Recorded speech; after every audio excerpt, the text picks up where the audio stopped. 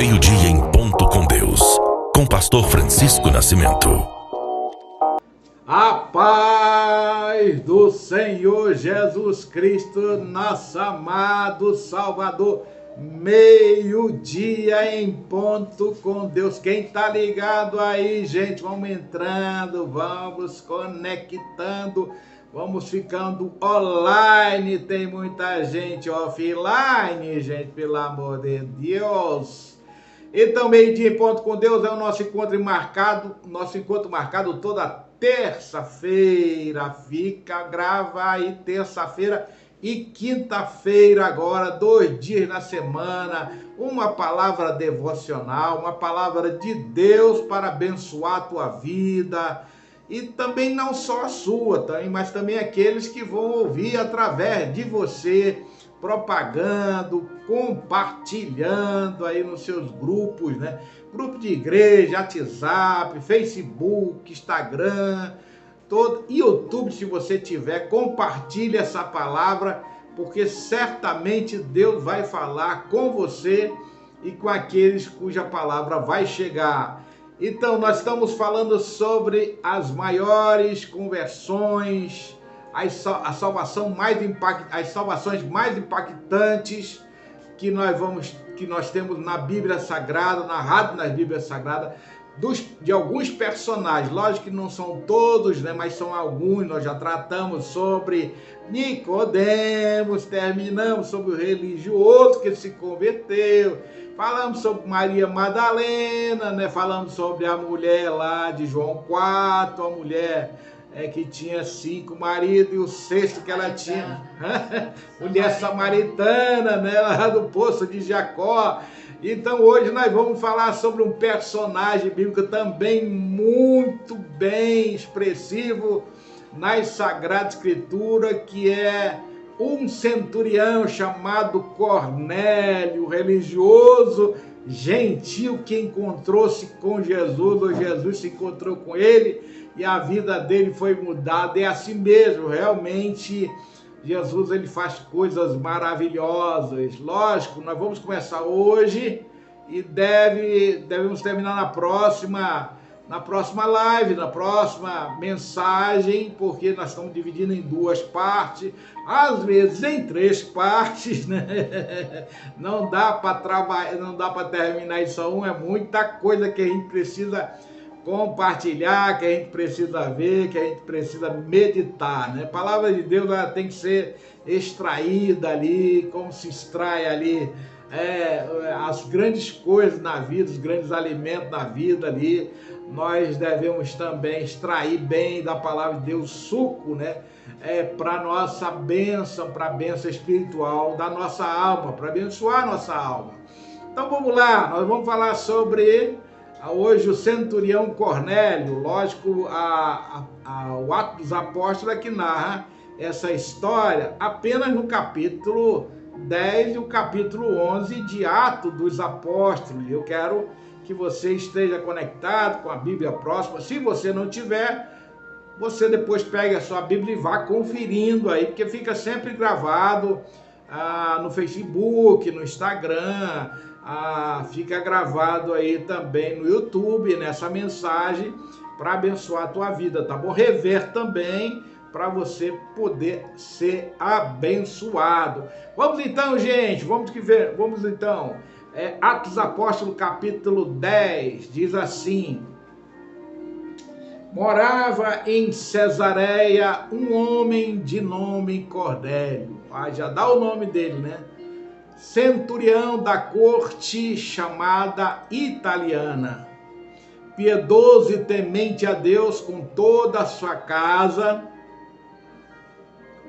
e que fazia muitas esmolas ao povo, e de contínuo orava a Deus. Este homem observou claramente durante uma visão, cerca da hora 9 do dia, meio-dia, um anjo de Deus que se aproximou dele e lhe disse: Cornélio. Ele, fixando nele os olhos e possuído de temor, perguntou: que é, Senhor? E o anjo lhe disse: as tuas orações e as tuas esmolas subiram para a memória diante de Deus. Agora envia mensageiro a Jope e manda chamar Simão, que tem por sobrenome Pedro. Ele está hospedado com Simão, o curtidor, cuja residência está situada à beira-mar. Atos dos Apóstolos, capítulo 10, versículo 1 a 6. Agora nós vamos ler outro versículo, versículo 13, do capítulo 11 ao 14. E diz assim: e ele nos contou, quem está narrando é Pedro, como vira o anjo em pé em sua casa, e que ele dissera: envia a Jope e manda chamar Simão, por sobrenome Pedro, o qual te dirá palavras mediante as quais serás salvo tu e toda a tua casa. Atos dos Apóstolos 11, versos 13 e o 14. É necessário eu ler essas duas passagens ali que estão no mesmo contexto para você ter uma compreensão naquilo que nós vamos trabalhar, naquilo que nós vamos meditar. Mas vamos lá, gente. A história da vida do centurião Cornélio é sem dúvida alguma, uma das histórias mais inesquecíveis de toda a Bíblia. Quem lê a palavra sabe disso. Esse homem realmente é um homem impactante no sentido de tudo que aconteceu com ele, tá? Essa história ela trata basicamente de como Deus alcançou oficialmente o primeiro gentio, né? Ou seja, o primeiro gentio que se converteu a Jesus Cristo como Senhor e Salvador oficialmente, né? Então, não só ele, mas também todas as suas famílias e alguns soldados também, que eram subordinados dele. Então, o que Deus viu neste homem, ouviu as orações dele, as orações chegaram a Deus, e também a ação dele, que era uma ação social que ele tinha, filantrópica, né? Uma ação que ele pegava parte do salário dele e distribuía em esmola aos mais pobres. Então esses atos, né? Esse ato de estar sempre pronto para ajudar os necessitados, era realmente, de fato, um atributo diferencial na vida de Cornélio. E Deus ouviu essas orações. A conversão de Cornélio, ela se torna mais marcante porque ele é o primeiro gentio a se converter ao Evangelho de Cristo, tá? E nós vamos saber por que ele era o primeiro gentio, né? Alguns dizem, não, mas lá em Atos dos Apóstolos, capítulo 2, versículo de 1 a 7, tinha muitos gentios ali. Sim, mas oficialmente esse é o primeiro gentio nominado ali que se converteu. Era uma porta ali para o mundo gentílico do qual nós fazemos parte, tá?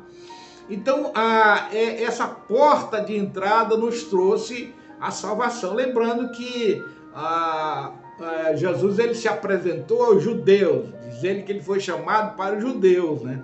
Lógico, mas depois ele falou que todas as portas iam se abrir para todos os povos de todas as nações através dos judeus, né?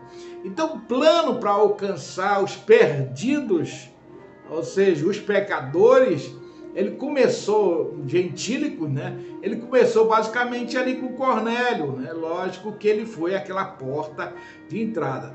Em Efésios, no capítulo 2, versículo 11 a 13, o apóstolo Paulo, ele fala sobre esse amplo desejo de Deus de levar o evangelho além dos judeus, aos gentios, a nós todos, de todo mundo, tá? Então ele diz assim: portanto, versículo 11 do capítulo 2 de Efésios, lembrai-vos de que outrora vós, gentios na carne, chamado incircuncisão, por aqueles que se intitulam circunciso, que no caso eram os judeus, né? Na carne, por mãos humanas, né? Naquele tempo, ele está falando para os gentios, tá? A igreja dos gentios na Macedônia, lá em Éfeso, né? Pois bem, estavam sem Cristo. Naquele tempo estava sem Cristo, separados da comunidade de Israel e estranhos às alianças da promessa, não tendo esperança e sem Deus no mundo. Mas agora, em Cristo Jesus, vós, que antes estavais longe, fostes aproximados pelo sangue de Cristo. Então o apóstolo Paulo, ele está falando para a igreja de gentios, olha, vocês que estavam longe agora, vocês foram aproximados, né? Ou seja, foram reintegrados ali à videira que é Israel, ao corpo de Cristo ali, para formar uma só igreja, como ele diz no capítulo 3 de Efésios, né? A igreja que era o mistério guardado em todos os tempos, que é o mistério da formação da igreja, onde não haveria judeu, nem grego, nem bárbaro, mas seria um em Cristo, né? Ou seja, aqueles que se reuniriam, que se converteria a Cristo. Mas isso é um outro estudo, tá? Alcançar os povos não judeus, fazia parte do propósito redentivo de Cristo na expansão do evangelho, ou seja, das boas novas do mundo. É o ide de Jesus se cumprindo ali na palavra lá de Atos Apóstolos, capítulo 1, versículo 8, ide, né? Então ele diz assim, mas recebereis, falando para os discípulos, mas recebereis poder ao descer sobre vós o Espírito Santo, e sereis minhas testemunhas, tanto em Jerusalém, como em toda a Judéia, em toda a Judéia, no globo, né? Samaria, que era bem parte ali vizinha, e até os confins da terra. Jesus, ele já havia prometido que o evangelho da paz, que traz salvação para os homens, eles seriam ali estendidos a partir de Jerusalém, da Judéia, até os confins da terra, passando por Samaria, no caso a mulher samaritana inaugurou isso, né?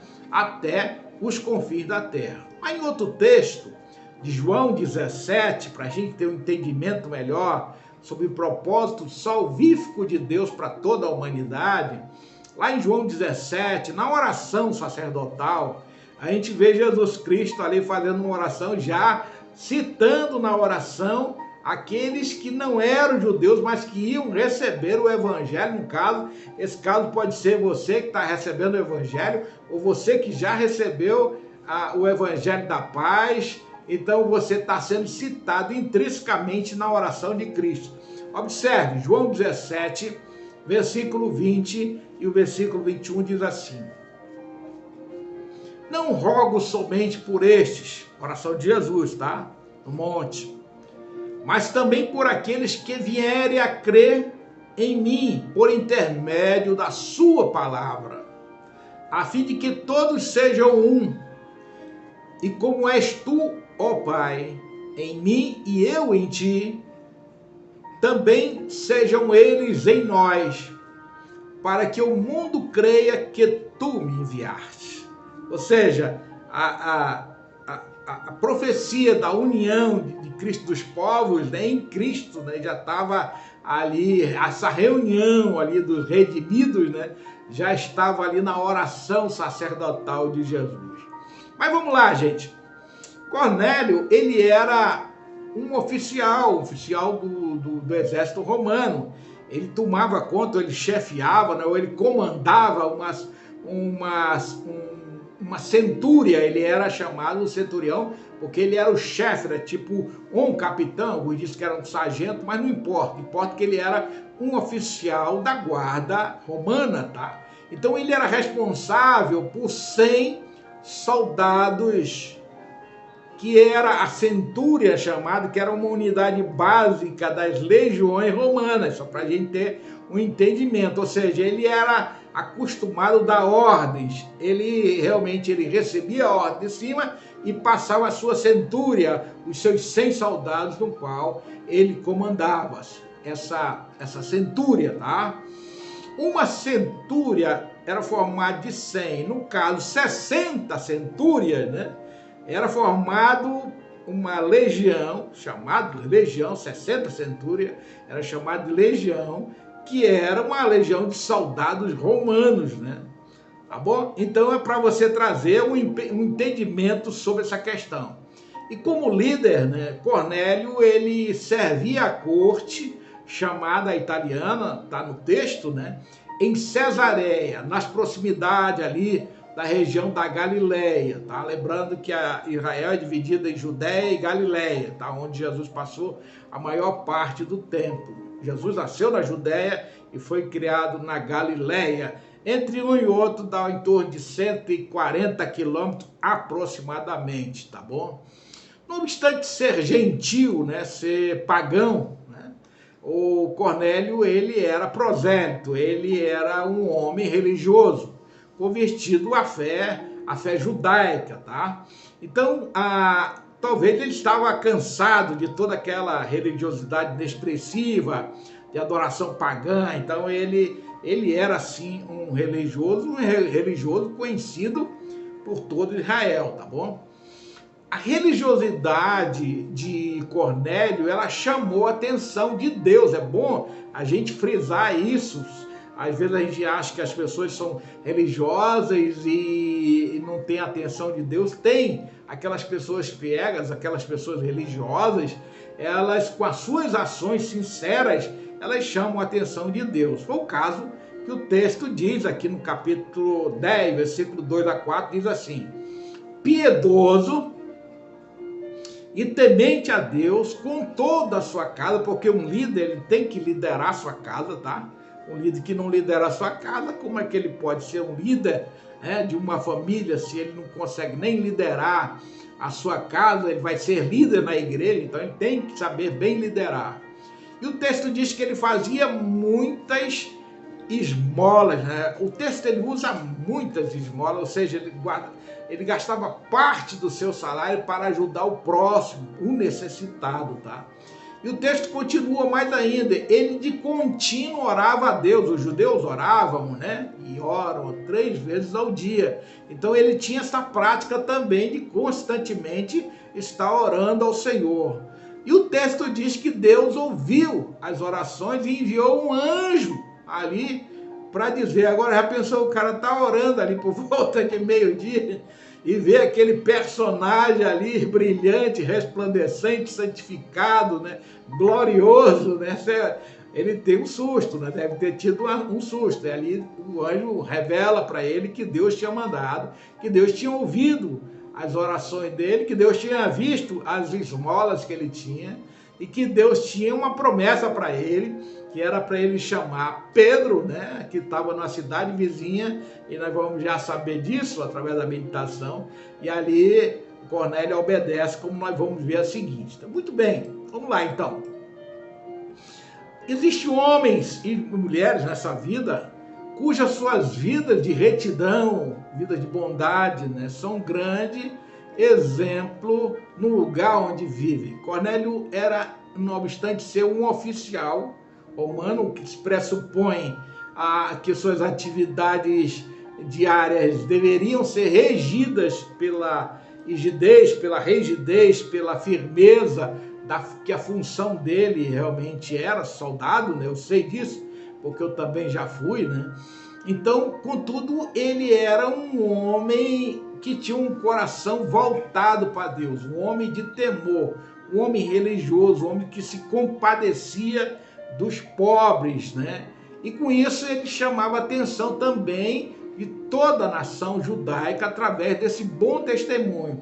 Um homem justo, um homem ético, pai de família exemplar, um homem cujo coração temia o Senhor. Esses atributos humanos, certamente ele chama a atenção de Deus. E é bom a gente notar bem isso, porque quando se vive uma vida de temor a Deus, Deus ele vê e Deus ele recompensa. Cornélio não só era conhecido na terra, na nação de Judá, mas também ele era conhecido nos céus pela sua fé, pela sua devoção. O texto diz que ele era piedoso. Mas Cornélio tinha um problema grave aqui que a gente vê no texto, na intrínseca do texto, né? O texto diz que ele de contínuo orava ao Senhor, né? Com todos esses atributos, Deus ouvia as orações, mas Cornélio não havia alcançado a salvação da sua alma. E você diz, mas que é isso? Como é que pode um negócio desse? É porque a religiosidade, gente, você vai ver na Bíblia, principalmente no Novo Testamento, ela nunca foi sinônimo de convicção, de certeza de salvação. Existem atos, existem práticas que você vai ver e está vendo nessas meditações que estão fazendo, que traz ou que promove a salvação da vida de um homem. A salvação, ela não é pelo mérito pessoal, ela não é por atos de obras de caridade. A salvação é pela graça de Deus. É o que o apóstolo Paulo, ele fala na sua carta, no livro de Efésios, no capítulo 2, versículo 8 a 10, ele diz assim, continuando aquela mensagem lá de Efésios, tá, gente? Ele diz assim, um pouco antes daquele versículo 11, do capítulo 2, ele diz assim, porque pela graça sois salvos, mediante a fé, por intermédio da fé. E isso não vem de vós, ou seja, não é mérito pessoal. Isso não vem de vós, é dom de Deus, é presente de Deus. João 3,16. Não de obras, para que ninguém se glorie, ou seja, não é através de obras, senão Cornélio seria salvo pelas obras que ele praticava e pelas obras que chegaram aos céus. Então, não de obra, né? Para que ninguém se glorie, pois somos feitura dele, criados em Cristo Jesus, para as boas obras, as quais Deus de antemão preparou para que andássemos nelas.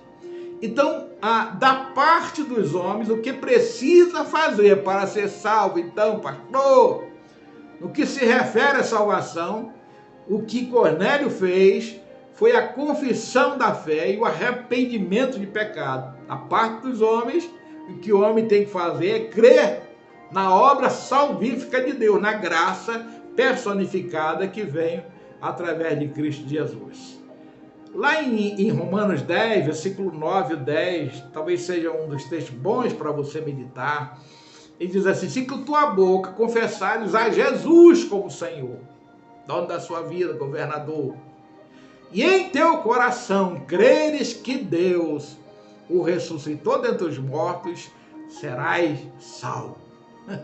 Ou seja, aqui fala de boca e fala de coração, né? Boca fala do que é exterior, coração fala do que é interior. Então tem que ter uma simetria ali entre as nossas atitudes externas e a nossa atitude interna. Tem que ser de coração. A confissão deve ser do mais profundo, mais profundo da alma humana, tá? Da sinceridade humana, tá? É isso que nós vemos. Então, é interessante aqui que a gente percebe que Deus, ele para alcançar aqueles que estão perdidos, ele faz de tudo, né? Para alcançar o perdido. Ele tem seu plano ali, bem esquematizado, sabiamente. Então, ele quebra ali as barreiras de impedimento. Foi assim que aconteceu com Bartimeu, foi assim que aconteceu com Nicodemos, com Maria Madalena, também com a mulher samaritana e com tantos outros. Deus quebra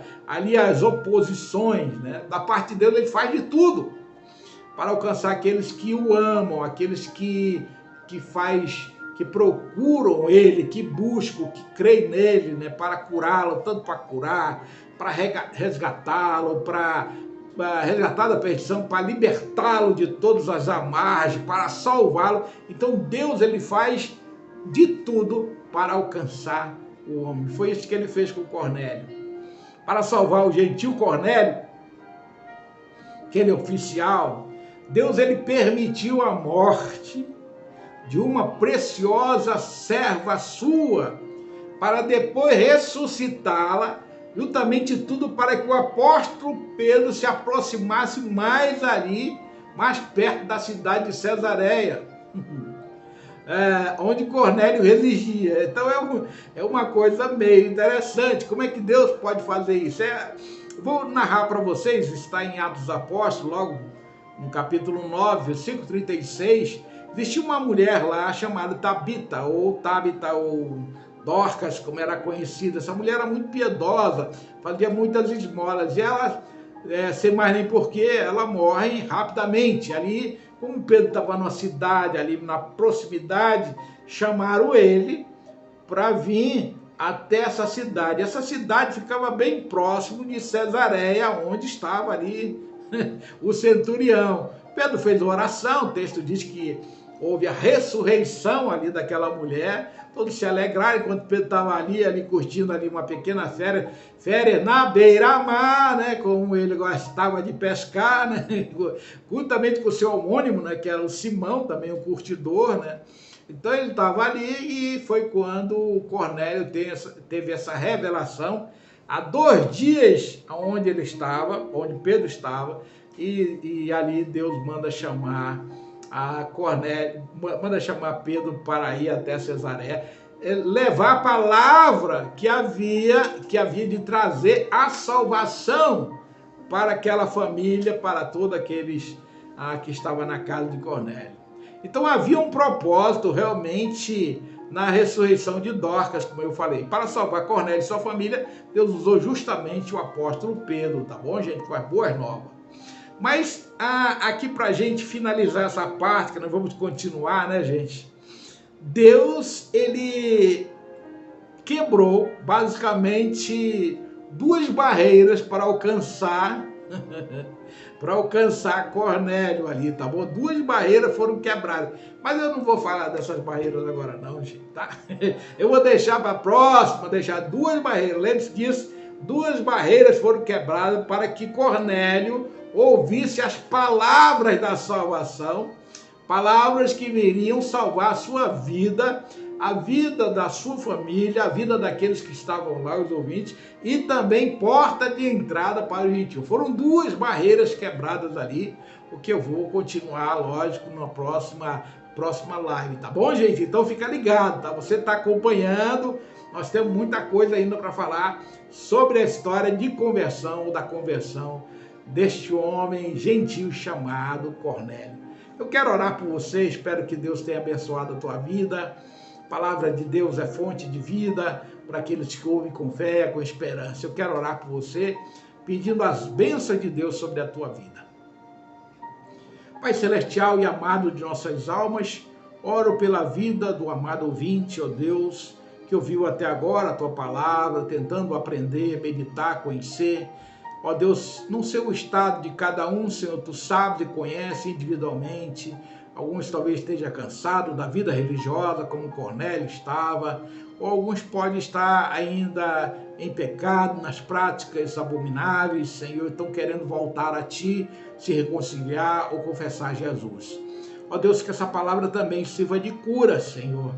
Ó Deus, porque Tu és o Deus que salva, mas também Tu és o Deus que cura, como salvaste e ressuscitaste Dorcas no capítulo anterior de Atos Apóstolos 10, ó Deus, no capítulo 9, assim também Tu curas e salva aqueles que precisam, necessitam e clamam por Ti, que são homens até bondosos e piedosos, Senhor, mas que precisam da Tua salvação. Abençoa, Deus, em nome de Jesus. Que Deus te abençoe, tá? Shalom, todo mundo que tá online aí. Fica ligado aí. Deus abençoe. Um abraço a todos, meus amigos.